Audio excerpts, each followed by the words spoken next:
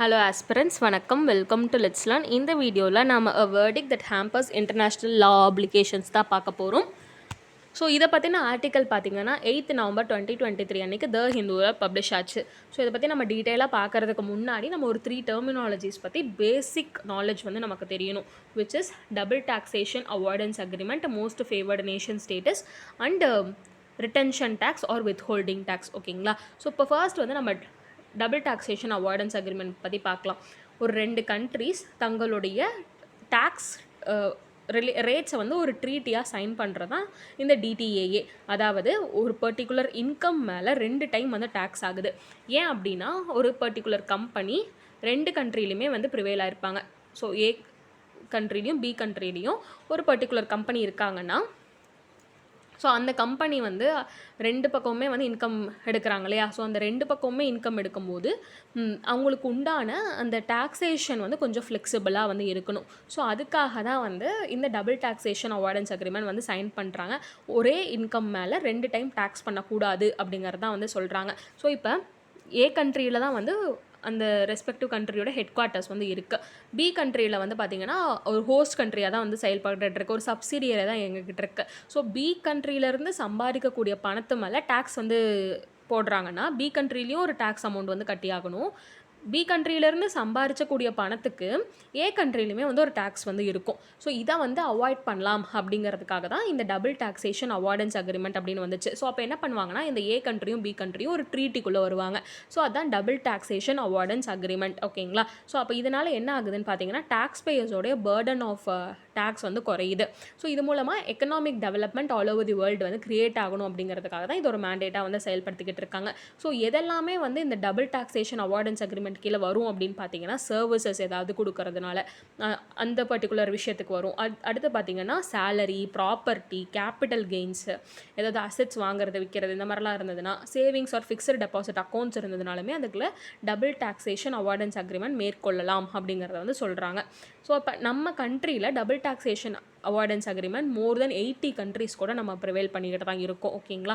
So அதில் வந்துட்டு அதுக்குண்டான ப்ரொவிஷன்ஸ் பார்த்தீங்கன்னா section 90 of the information technology act 1961 இதில் இருக்குது அப்படிங்கிறத சொல்லியிருக்காங்க. இதுதான் டபுள் டாக்ஸேஷன் அவாய்டன்ஸ் அக்ரிமெண்ட். அடுத்து பார்த்தீங்கன்னா withholding tax or retention tax or tax deduction at source அப்படின்னு வந்து சொல்கிறது. ஸோ டேக்ஸ் டிடக்ஷன் அட் சோர்ஸ்னால் என்ன?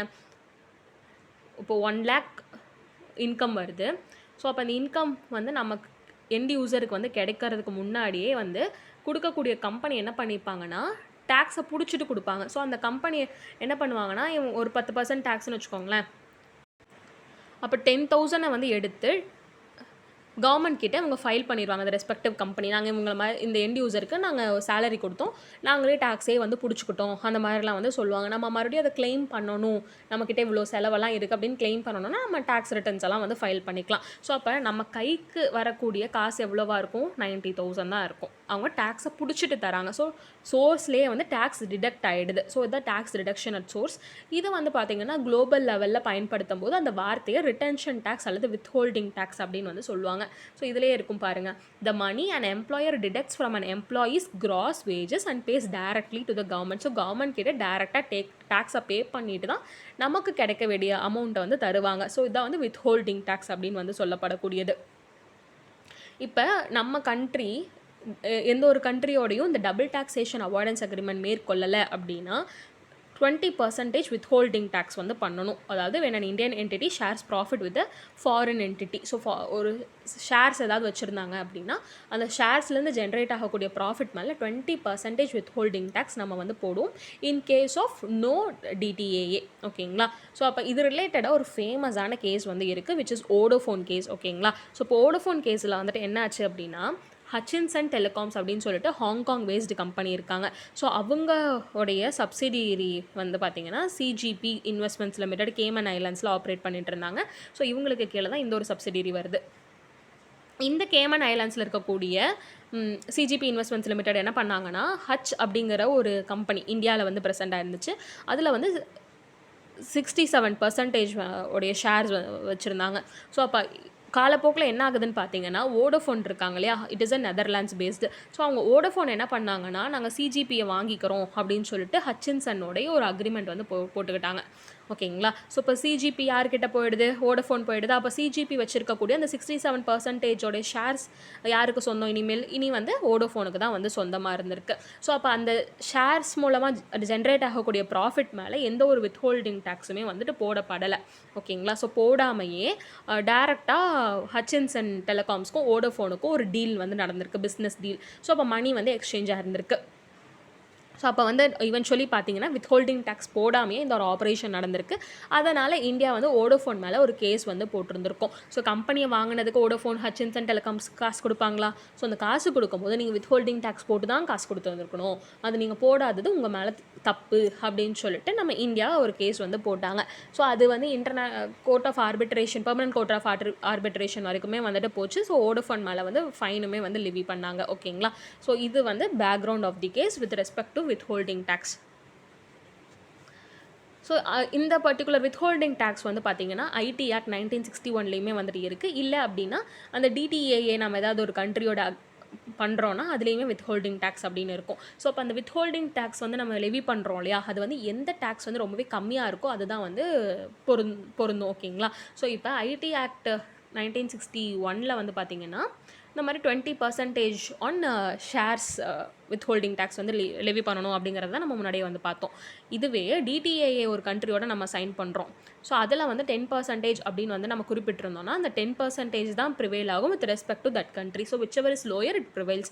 நான் residents are liable to pay taxes in India on source of income including. So என்னென்ன source of income மேலெல்லாம் வந்து இந்த மாதிரி டேக்ஸ் ஜென்ரேட் ஆகுது அப்படின்னு பார்த்தீங்கன்னா interest, royalty, fees for technical services paid by resident, salary paid for services rendered in India. So வெளிநாட்டிலேருந்து ஒருத்தவங்க வந்து கிளாஸ் எடுக்கிறாங்க அப்படின்னா ஸோ அவங்களுக்கு கொடுக்கக்கூடிய சேலரிலையுமே இந்த வித்ஹோல்டிங் டேக்ஸ் வந்து நம்ம பிடிச்சிட்டு தான் வந்து கொடுக்கணும். Income arising from a business connection or property in India. So இந்த பிஸ்னஸ் கனெக்ஷன் ஆர் ப்ராப்பர்ட்டிக்கு தான் நம்ம ப்ரீவியஸ் எக்ஸாம்பிள் வந்து நம்ம பார்த்துருந்தோம். ஸோ இதுதான் வந்து பார்த்திங்கன்னா withholding tax or retention tax or tax deduction at source. அடுத்து நம்ம பார்த்திங்கன்னா மோஸ்ட் ஃபேவர்டு நேஷன் பற்றி நம்ம பார்க்க போகிறோம். ஸோ மோஸ்ட் ஃபேவர்டு நேஷன் அப்படிங்கிறது வந்து it emerged out of the WTO அப்படின்னு தான் வந்து சொல்லுவாங்க. மோஸ்ட்லி நம்ம வேர்ல்டு ட்ரேட் ஆர்கனைசேஷன் படிக்கும்போது தான் அந்த MFN ஸ்டேட்டஸ் பற்றி நம்ம படிப்போம். அதாவது என்னென்னா ஒரு பர்டிகுலர் கண்ட்ரிக்கு நம்ம ஒரு ஃபேவர் கொடுக்குறோம், இந்த கஸ்டம்ஸ் டியூட்டி, எக்ஸசைஸ் டியூட்டியெல்லாம் ஒரு ஃபேவர் கொடுக்குறோன்னா அது மற்ற கண்ட்ரிக்குமே வந்து நம்ம தரணும். ஸோ ஒருத்தவங்களை நம்ம எப்படி ஃப்ரெண்டாக பார்க்குறோமோ அதே சேம் லெவல் ஆஃப் இன்டென்சிட்டியில் தான் மற்ற கண்ட்ரிஸும் ட்ரீட் பண்ணணும் அப்படிங்கிறது தான் வந்து மோஸ்ட் ஃபேவர்ட் நேஷனில் இருக்கக்கூடிய ஒரு க்ரைட்டீரியா. ஆனால் இந்த க்ரைட்டீரியாவுக்கு சில எக்ஸம்ஷன்ஸும் வந்து இருக்குது. ஸோ நம்ம வந்து பார்த்திங்கன்னா பாகிஸ்தான் கிட்ட வந்து நம்ம அந்த மாதிரி மோஸ்ட் ஃபேவர்ட் நேஷன்ஸ் எல்லாம் நம்ம கொடுக்க மாட்டோம் அப்படிங்கிற மாதிரி நம்ம ஒரு எக்ஸம்ஷன் வாங்கியிருக்கோம் because of our national security concerns. ஓகேங்களா. அந்த மாதிரி எக்ஸம்ஷன்ஸும் வந்து வாங்கிக்கலாம். இந்த ஃப்ரீ ட்ரேட் அக்ரிமெண்ட்ஸ் எல்லாம் வந்து பண்ணுறோம் இல்லையா ஒவ்வொரு கண்ட்ரிஸோட, அந்த ஃப்ரீ ட்ரேட் அக்ரிமெண்ட்ஸ் எல்லாமே வந்து இந்த MFN ஸ்டேட்டஸ்குள்ளெல்லாம் வந்து வராது. ஸோ அதனால தான் வந்து MFN ஸ்டேட்டஸ் இருந்துமே நம்ம நிறைய கண்ட்ரிஸ் கூட நிறைய ட்ரேட் அக்ரிமெண்ட்ஸ் வந்து வச்சுக்கிட்டு இருக்கோம். ஓகேங்களா. ஸோ இப்போ மோஸ்ட் ஃபேவர்டு நேஷன் வந்து பார்த்திங்கன்னா எல்லா கண்ட்ரிஸ்க்குமே வந்து அப்ளிகபிள் அப்படிங்கிறது தான் WTOட மேண்டேட்டாக வந்து இருக்குது. Which means there is no discrimination in trade to any nation. ஓகேங்களா. ஸோ இப்போ இதே பர்டிகுலர் ஸ்டேட்டஸ் OECD கண்ட்ரீஸ்க்குமே வந்து இருக்குது. Which is organisation for economic cooperation and development. So இதில் ஒரு 38 நேஷன்ஸ் வந்து இருக்காங்க across Europe, North America, South America and Pacific nations. ஓகேங்களா. ஸோ அப்போ இந்த பர்டிகுலர் குரூப்பிங்கில் ஒரு பர்டிகுலர் கண்ட்ரிக்கு நம்ம இந்த மாதிரி MFN ஸ்டேட்டஸ் கொடுக்குறோன்னா அந்த OECD மெம்பர்ஸில் இருக்க OECD மெம்பர்ஸ்க்கு எல்லாத்துக்குமே அந்த MFN ஸ்டேட்டஸ் வந்து கொடுக்கணும் அப்படிங்கிறது ஒரு மேண்டேட் இருக்குது அண்டர் தி டேக்ஸ் ப்ரொவிஷன்ஸ். ஓகேங்களா. ஸோ இது வந்து ஒரு இன்டர்நேஷ்னல் அரீனாவில் இருக்கக்கூடிய அது ஒரு மேண்டேட்டு. நம்ம OECD பற்றி நம்ம குயிக்காக வந்து பார்த்துடலாம். OECD மூலமாக வந்து டெவலப்பிங் கண்ட்ரிஸ்க்கு நிறைய உதவிகள் வந்து இருக்குது which is outside the membership and promotes reform. So மெயினாக OECDயில் யார் இருப்பாங்கன்னு பார்த்தீங்கன்னா இந்த கேபிட்டலிஸ்ட் கண்ட்ரிஸ், மெயின்லி வந்து டெவலப்டு கண்ட்ரிஸ் எல்லாம் வந்துட்டு இருப்பாங்க. இந்த OECDயோடைய அசோசியேஷன் வந்து 38 நேஷன்ஸ் வந்து இருக்காங்க, mainly in Europe, the Americas and the Pacific. இதை நம்ம முன்னாடியே வந்து பார்த்துருக்கோம். So it helps member countries formulate economic and social பாலிசிஸை டிவைஸ் பண்ணுறதுக்காக தான் இந்த OECD அப்படிங்கிற ஒரு கூட்டமைப்பு வந்து ஸ்டார்ட் பண்ணப்படுது. So members and key partners represent 80% of the world trade. So அதனால தான் வந்து OECD மெம்பர்ஸ் அப்படிங்கிறது ரொம்பவே important because of their trade portfolio. ஓகேங்களா. ஸோ அப்போ இதெல்லாமே வந்து it is related to MFN தான். ஸோ அப்போ இந்த MFN-ஐ கவர்ன் பண்ணுறதுக்காகவே ஒரு இன்டர்நேஷ்னல் லெவலில் ஒரு ட்ரீட்டி இருக்குது. அதுதான் வந்து Vienna convention on law of treaty. Treaties. ஓகேங்களா? ஸோ இதில் வந்து என்ன சொல்கிறாங்கன்னா, most favoured nation in a treaty அப்படிங்கிறது வந்து ஃபியூச்சர் பெனிஃபிட்ஸ் வந்து ஒரு தேர்ட் கண்ட்ரிக்கு எப்படி தரமோ அதே மாதிரி தான் மற்ற கண்ட்ரிக்கும் வந்து தரணும் அப்படிங்கிறத வந்து சொல்கிறாங்க. ஸோ அப்போ it becomes automatically available to it's treaty partners. இப்போ ஒரு கண்ட்ரிக்கு இப்போ கண்ட்ரி ஏ பிசின்னு இருக்காங்க. ஸோ ஏ கண்ட்ரிக்கு மட்டும் வந்து டாக்ஸேஷன் ரேட் 5% தரோன்னு வச்சுக்கோங்களேன். ஸோ பி கண்ட்ரிக்கும் 5% தரணும், சி கண்ட்ரிக்குமே வந்து 5% வந்து தரணும். இன்கேஸ் நம்ம ஏதாவது ஒரு விஷயத்தில் நம்ம 5% வேண்டாம் ஏ கண்ட்ரிக்கு, நம்ம அதை வந்து 4%ஆக வந்து மாற்றிடலாம் அப்படின்னு நம்ம ஒரு முடிவு எடுத்தால் ஈவென்ச்சுவலி அந்த 4% பி கண்ட்ரீஸ்க்கும் பொருந்தும், சி கண்ட்ரிக்கும் வந்து பொருந்தும். ஸோ இதுதான் வந்து Vienna convention on law of ட்ரீட்டிஸை வந்து சொல்லுது. ஸோ அப்போ இப்போ நியூஸ்க்கு நம்ம வருவோம். ஸோ இப்போ தான் வந்து ஒரு 3 டெர்மினாலஜிஸ் வந்து நம்ம பார்த்துருக்கோம். ஸோ இப்போ நியூஸில் வந்து என்ன நடக்குதுன்னா, ஃபாரின் இன்வெஸ்டர்ஸ் இந்தியாவில் இருப்பாங்க இல்லையா, ஸோ அவங்க வந்து நிறைய டாக்ஸேஷன் அன்சர்டனிட்டிஸை ஃபேஸ் பண்ணுறதா வந்து சொல்கிறாங்க due to legislative, executive and judicial factors. இதனால் பிஸ்னஸ் என்வாயன்மெண்ட் ரொம்பவே பாதிக்கப்படுது அப்படின்னு வந்து சொல்கிறாங்க. அதுக்கு உண்டான கேஸ் வந்து என்னென்னு பார்த்தீங்கன்னா, சுப்ரீம் கோர்ட் ஜட்மெண்ட்டுமே விட்டுட்டாங்க. Which assessing officer circle, international taxation, New Delhi versus Nestle SA case. ஓகேங்களா? ஸோ இதுதான் வந்து கேஸோட நேம். இதில் வந்து ஒரு 11 பெட்டிஷன்ஸ் வந்து வந்திருக்கு from various corporations like Nestle which is a Swiss multinational company, Steria அப்படிங்கிறது ஒரு European company, and revolved around the interpretation of the MFN clause in tax treaties, particularly the DTAA. So இப்போ இந்த DTAA வந்து India நிறையா sign பண்ணியிருக்காங்க இல்லையா, so அதுக்கும் MFN கிளாஸ்க்குமே வந்து நம்மளோட இன்டர்பிரட்டேஷன்ஸ் வித்தியாசமாக இருக்குது. ஸோ அதை வந்துட்டு ஒரு தெளிவுபடுத்துங்க அப்படிங்கிற மாதிரி நிறைய கண்ட்ரீஸ் அவங்களுடைய கார்பரேஷன்ஸை வச்சு கேஸ் வந்து போடுறாங்க சுப்ரீம் கோர்ட்டில். ஸோ அப்போ இந்த சுப்ரீம் கோர்ட் வந்துட்டு சில தீர்ப்புகள் வழங்கினது நிறையா இஷ்யூஸை வந்து க்ரியேட் பண்ணிகிட்ருக்கு ஃபார் தி பிஸ்னஸ் என்வாயன்மெண்ட். ஓகேங்களா? Around the global arena.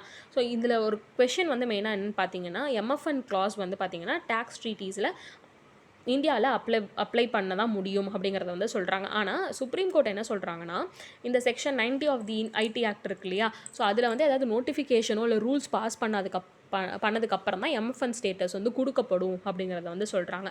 So இது மூலமாக வந்து என்ன தெரியுது வருதுன்னா, நம்ம டபுள் டாக்ஸேஷன் ஆஃப் இன்கம் வந்து நம்ம அந்தளவுக்கு ரிகரஸாக ஃபாலோ பண்ணுறதில்ல.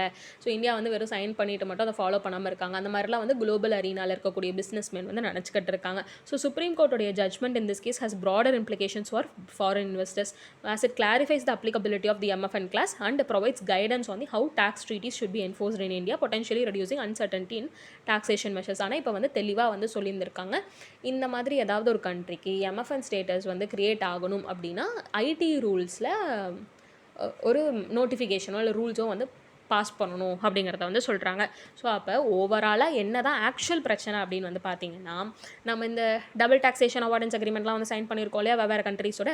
ஸோ அப்போ அட் ப்ரெசென்ட் வந்து ஒரு 3 கண்ட்ரீஸ் இதில் இன்வால்வ் ஆகுறாங்க, நெதர்லாண்ட்ஸ், ஃப்ரான்ஸ் அண்ட் சுவிட்சர்லாந்து. அவங்க கூட நம்ம 10% வச்சுக்கலாம் அப்படிங்கிற மாதிரி ஒரு பிளான் போட்டிருக்கோம். இதுவே 5% for Slovenia, Colombia and Lithuania வந்து சொல்லியிருந்திருக்காங்க போட்டிருக்கோம். ஸோ இந்த எல்லா கண்ட்ரீஸுமே வந்து இந்த 6 கண்ட்ரீஸுமே வந்து பார்த்திங்கன்னா OECDயோட மெம்பர்ஸ் அட் ப்ரெசென்ட். நான் முன்னாடி என்ன சொல்லியிருந்தேன், OECDயில் இருக்கக்கூடிய ஏதோ ஒரு பர்டிகுலர் மெம்பருக்கு ஒரு டேக்ஸ் ரேட் இருந்துச்சுன்னா அது எல்லா கண்ட்ரீஸ்க்குமே வந்துட்டு ப்ரிவைல் ஆகும் under the double taxation avoidance agreement அப்படின்னு வந்து நான் சொல்லியிருந்தேன். ஸோ இப்போ இதில் என்ன பிரச்சனை வருதுன்னா, இந்த ஸ்லோவேனியா, கொலம்பியா, லித்துவேனியாவுக்கு மட்டும் நம்ம 5% கொடுத்துட்டு நெதர்லாண்ட்ஸ், ஃப்ரான்ஸ் அண்ட் சுவிட்சர்லாந்துக்கு மட்டும் நம்ம 10% வந்து கொடுத்துருக்கோம். இது என்ன நியாயம் அப்படின்னு சொல்லிட்டு இந்த 3 கண்ட்ரீஸில் இருக்கக்கூடிய கார்பரேஷன்ஸ்லாம் வந்து நிற்கிறாங்க. நம்ம என்ன சொல்கிறோம் அப்படின்னா, இந்த ஸ்லோவேனியா, கொலம்பியா, லித்துவேனியாவுடைய நம்ம அந்த 5% போட்டிருந்த அந்த DTAA வந்து இவங்க அந்த 3 கண்ட்ரீஸும் OECDயில் மெம்பர் ஆகிறதுக்கு முன்னாடி நாங்கள் போட்டது. ஸோ அதனால் அதுக்கும் இதுக்கும் சம்மந்தம் இல்லை அப்படிங்கிற மாதிரி நம்ம ஒரு கவுண்டர் ஆர்குமெண்ட்டை வந்து வச்சுருக்கோம். ஸோ இந்த பர்டிகுலர் கேஸில் வந்து என்ன சொல்கிறாங்கன்னா, சுப்ரீம் கோர்ட்டு நிறைய டொமஸ்டிக் இன்டர்பிரட்டேட்டிவ் டெக்னிக்ஸ் வந்து வச்சுருந்துருக்காங்க. அதாவது இதுக்கு டொமஸ்டிக் ரீஜனில் ஒரு பர்டிகுலர் சட்டமோ இல்லை ரூல்ஸோ ஏற்றுனதுக்கு அப்புறம் தான் இது பொருந்தும் அப்படிங்கிற மாதிரி சொல்லியிருந்திருக்காங்க. ஸோ இதில் வந்து ஒரு டாக்ட்ரின் ஆஃப் டுவலிசம் ஃபாலோ பண்ணதாக வந்து தெரிவிக்கப்படுது. ஸோ டுவலிசம் அப்படின்னா என்னென்னா, இன்டர்நேஷ்னலாக நம்ம போய் ஒரு ட்ரீட்டிக்கோ இல்லை ஒரு கன்வென்ஷனுக்கோ சைன் பண்ணிவிட்டு வந்துடுவோம். ஆனால் அது நம்ம ரெஸ்பெக்டிவ் டொமஸ்டிக் டெரிட்டரியில், அதாவது கண்ட்ரியில் லா பாஸ் பண்ணதுக்கப்புறம் தான் வந்து அதோடைய மேண்டேட் ஃபுல்லாக வந்து ஃபாலோ பண்ணப்படுது அப்படிங்கிறது தான் அர்த்தம். ஸோ டாக்ட்ரின் ஆஃப் டுவலிசம், அதாவது நம்ம DTAA குறித்தோ இல்லை MFN குறித்தோ நம்ம WTO கிட்டேயோ இல்லை OECD கிட்டேயோ அதை கொண்ட கண்ட்ரீஸில் நம்மலாம் சைன் போட்டின்னு வந்தாச்சு. ஆனால் அதுக்குண்டான ரெஸ்பெக்டிவ் லெஜிஸ்லேஷன்ஸை வந்து இங்கே ஃபார்முலேட் வந்து பண்ணலை. ஸோ அப்படி ஃபார்முலேட் பண்ணதுக்கப்புறம் தான் நீங்கள் சொல்லக்கூடிய அந்த கேஸே வந்து செல்லும். ஸோ அந்த மாதிரி லா ஃபார்முலேஷன் பண்ணதுக்கப்புறம் தான் அந்த எம்எஃப்என் ஸ்டேட்டஸ் வந்து எக்ஸ்டெண்ட் ஆகும் அப்படிங்கிறத வந்து சொல்கிறாங்க. அப்போ இந்தியாவில் எந்தெந்த articles of the constitution it is related to international agreements and legislations அப்படின்னு வந்து பார்த்தீங்கன்னா ஆர்டிகல் 51 அண்ட் ஆர்டிகல் 253. ஸோ அது என்ன அப்படிங்கிறத வந்து பார்த்துடலாம். ஸோ ஆர்டிகல் 51 இந்த கான்ஸ்டிடியூஷன் ஆஃப் இந்தியா என்ன சொல்கிறாங்கன்னா, இன்டர்நேஷ்னல் பீஸ் அண்ட் செக்யூரிட்டியோடைய ப்ரமோஷனுக்காக நம்ம வெவ்வேறு விஷயங்கள் வந்து நம்ம செய்யலாம், which includes just and honourable relations between nations, international law and treaty ஆப்ளிகேஷன்ஸ்க்கு வந்துட்டு நம்ம ப்ராப்பர் ரெஸ்பெக்ட் வந்து கொடுக்கணும், ஆர்கனைஸ்டு பீப்புள் வித் ஒன் அனதருக்கு உண்டான டீலிங்ஸை வந்துட்டு நம்ம ப்ராப்பராக ஹார்மோனியஸாக மேக் பண்ணணும், encourage settlement of international dispute by arbitration. So international disputes ஏதாவது அரைஸ் ஆச்சுன்னா அதை வந்து நம்ம ஆர்பிட்ரேஷன் மூலமாக தீர்த்து வச்சுக்கணும், விச் இஸ் ரொம்பவே லிமிட்டட் ஜுடிஷியரி இன்டர்வென்ஷனோட ஆர்பிட்ரேஷன் அப்படிங்கும்போது ஒரு பேச்சுவார்த்தை ஒரு வின்வின் சுச்சுவேஷன் க்ரியேட் பண்ணுற மாதிரி அதை தீர்த்து வைக்கணும் அப்படிங்கிறத ஆர்டிகல் 51 வந்து சொல்கிறாங்க. ஆர்டிகல் 253 என்ன சொல்கிறாங்கன்னு பார்த்தீங்கன்னா, இன்டர்நேஷ்னல் அக்ரிமெண்ட்ஸ் நம்ம ஏதாவது சைன் பண்ணிட்டு வந்துட்டோம் அப்படின்னா அதுக்கேற்ற மாதிரி லெஜிஸ்லேஷன் ஃபார்முலேட் பண்ணணும் அப்படிங்கிறதுக்கு உண்டான ப்ரொவிஷன்ஸ் தான் ஆர்டிகல் 253 வந்து சொல்கிறாங்க. ஸோ பண்ணணும் அப்படிங்கிறது வந்து மேண்டேட் கிடையாது, ஆனால் இன்டர்நேஷ்னல் அக்ரிமெண்ட்ஸ் குறித்த லெஜிஸ்லேஷனுக்கு வந்துட்டு ஒரு பவர் இருக்குது.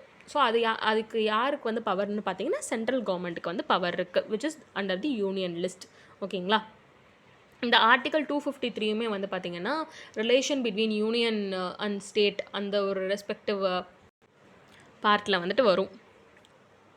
So coming back to the issues, missed reference to the previous cases. Surprisingly, the recent Supreme Court ruling didn't refer to this line of cases which have established the presumption of compatibility principle. ஆனால் இந்த dualism feature இருக்கு இல்லையா, so அந்த particular feature முன்னதாக நிறைய cases இந்த மாதிரி தான் நடந்திருக்கு. ஆனால் அப்போல்லாம் ஃபாலோ பண்ணாமல் எதுக்கு இப்போ மட்டும் கார்பரேட் காரங்க கிட்ட மட்டும் ஃபாலோ பண்ணுறீங்க அப்படிங்கிற மாதிரி ஒரு இஷ்யூ வந்து எழும்பியிருக்கு. ஸோ இப்போ இதுக்கு முன்னதாக வந்து பார்த்தீங்கன்னா டாக்ட்ரின் ஆஃப் மோனிசம் அப்படிங்கிறத வந்து ஃபாலோ பண்ணாங்க, விச் மீன்ஸ் நம்ம வந்து இன்டர்நேஷ்னல் அக்ரிமெண்ட் வந்து சைன் பண்ணிட்டு வந்தாலே அதுக்கு ஒரு ரெஸ்பெக்ட் கொடுக்குற விதமாக நம்மளுடைய ஜுடிஷியல் ரூலிங்ஸ் எல்லாம் நம்ம கண்ட்ரியில் லா ஏற்றப்படலைனாலுமே அதுக்கேற்ற மாதிரி ஜட்ஜ்மெண்ட்ஸ் வந்து நம்ம கொடுத்துருந்துருக்கோம். For example Vishaka guidelines in work place which includes the prevention of all forms of violence against women. So இந்த prevention of all forms of violence against உமனுக்கு உண்டான ட்ரீட்டியை போய் நம்ம சைன் பண்ணிட்டு வந்துட்டோம். நம்ம கண்ட்ரியில் அதுக்கு உண்டான ப்ராப்பர் ரொபஸ்ட் லெஜிஸ்லேஷன் மெக்கானிசம்லாம் எதுவும் கிடையாது. ஆனால் Vishaka guidelines in work place அப்படின்னு சொல்லிட்டு Vishaka versus state of Rajasthan அந்த கேஸில் வந்து நம்ம கொண்டு வந்திருந்தோம். ஓகேங்களா. Which includes the internal committee வந்து ஒன்று போடணும் ஒரு ஒர்க் பிளேஸ்லையும். அப்போ வந்து உமனுடைய சேஃப்டி அண்ட் செக்யூரிட்டி வந்து என்ஷோர் ஆகுது அப்படிங்கிறத வந்து பார்த்துக்கிறதுக்காக. அடுத்து பார்த்தீங்கன்னா PUCL வர்சஸ் இந்தியா. இதில் தான் என்ன சொல்லியிருந்திருப்பாங்கன்னா, பொலிட்டிக்கல் கேண்டிடேட்ஸோடைய பர்சனல் இன்ஃபர்மேஷன் பப்ளிஷ் பண்ணணும் அப்படிங்கிற மாதிரி வந்து சொல்லியிருந்திருப்பாங்க. Puttaswamy versus union of India கேஸ்லையுமே வந்து ரைட் டு ப்ரைவசின்னு வந்து சொல்லியிருப்பாங்க. ஆனால் ரைட் டு ப்ரைவசி கொடுத்த ஏதாவது லெஜிஸ்லேஷன்ஸ் நம்ம கண்ட்ரியில் இருக்கா? ஸோ அதுக்கு உண்டான ப்ராப்பர் லெஜிஸ்லேஷன் வந்து இல்லை. ஆனால் ஹியூமன் ரைட்ஸ் கன்வென்ஷன் அப்படின்னு நம்ம சைன் பண்ணிவிட்டு புட்டசாமி வர்சஸ் யூனியன் ஆஃப் இந்தியாவில் இந்த மாதிரி ஒரு ஜட்மெண்ட் வந்து நம்ம பண்ணோம், இன்டர்நேஷனல் அக்ரிமெண்ட்டில் நம்ம சைன் பண்ணியிருக்கோம்ப்பா அப்படிங்கிற மாதிரி ஒரு பக்கம் சைன் பண்ணால் போதும் அப்படிங்கிறதுக்கு உண்டான இந்த டாக்டரின் ஆஃப் மோனிசம் வந்து ப்ரிவைல் பண்ணியிருக்கோம், which is an example of harmonious construction in judiciary. So அந்த ஒரு பர்டிகுலர் இடத்துக்கு அந்த ஒரு ஜட்ஜ்மெண்ட் வந்து ரொம்பவே உகந்ததாக தான் இருந்திருக்கு, mainly in these 3 cases. So அதே வந்து நீங்கள் ஏன் கார்பரேட்ஸ் பக்கம்னா நீங்கள் பண்ண மாட்டேங்கிறீங்க? இந்த ஹார்மோனியஸ் கன்ஸ்ட்ரக்ஷன் வந்து பார்த்திங்கன்னா ஒரு ப்ரிசம்ஷன் ஆஃப் கம்பேட்டபிலிட்டியை வந்து சொல்லுது. ஸோ அதாவது என்னென்னா இன்டர்நேஷ்னல் லாக்கு பொருந்துற மாதிரி நம்ம ஜட்ஜ்மெண்ட்ஸ் வந்து கொடுத்துருந்துருக்கோம் முன்னதாக. இப்போ வந்து பார்த்திங்கன்னா டாக்ட்ரின் ஆஃப் டுவலிசம் வந்து ஃபாலோ பண்ணதுனால ஒரு இஷ்யூ வந்து கிளம்பியிருந்திருக்கு அக்ராஸ் தி பிஸ்னஸ் வேர்ல்ட்ஸ். ஓகேங்களா. ஸோ இப்போ வந்து இதுதான் இஷ்யூ. ஆனால் ஏன் வந்து நம்ம இஷ்யூ எடுத்து இவ்வளோ டீப்பாக வந்து பார்த்துக்கிட்டு இருக்கோம் அப்படின்னா மெயின்லி ஃபார் கான்செப்ட் கிளாரிட்டி தான். இந்த DTAAனா என்ன, MFNனா என்ன, அதுக்குண்டான ரேட்ஸ் வந்து ஏன் இப்படி இருக்குது, ஸோ அப்போ நம்ம கொடுக்கக்கூடிய ரீசன்ஸ் எல்லாம் என்னென்ன அப்படிங்கிறது தான் வந்து நம்ம இந்த ஆர்டிக்கலில் நம்ம தெரிஞ்சுக்க வேண்டியது. ஸோ நம்ம கொடுத்துருக்கக்கூடிய ரீசன் என்ன, OECD மெம்பர்ஸ் ஆகிறதுக்கு முன்னாடியே இந்த கண்ட்ரிஸோட நம்ம சைன் பண்ணதுனால தான் அதே ரேட் வந்து ஃபிக்ஸ்டாக இருக்குது. So even though MFN status வந்திருந்தாலுமே நம்ம முன்னாடியே அக்ரிமெண்ட் வந்து சைன் பண்ணதுனால அப்படி தான் இருக்கும் அப்படிங்கிற மாதிரி நம்மளுடைய கவுண்டர் ஆர்குமெண்ட்ஸ் வந்து இருக்குது நம்ம சைடில்.